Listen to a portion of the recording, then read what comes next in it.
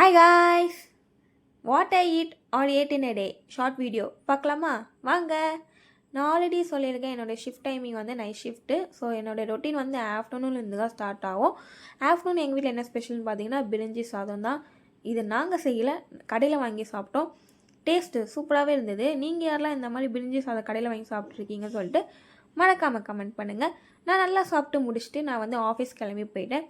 அங்கே போயிட்டு ஈவினிங்காக ஸ்நாக்ஸ் பார்த்தீங்கன்னா ஃப்ரெஞ்ச் ஃப்ரைஸும் அப்புறம் வந்து 2 வெஜ் பப்ஸும் வாங்கி சாப்பிட்டோம். நானும் எங்கள் ஆளும் தான் வாங்கி சாப்பிட்டோம்.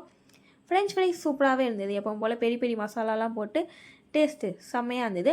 அதுக்கப்புறமா வந்து வெஜ் பப்ஸு டீசெண்டாக சாப்பிட்ணும் தான் நானும் நினச்சேன்.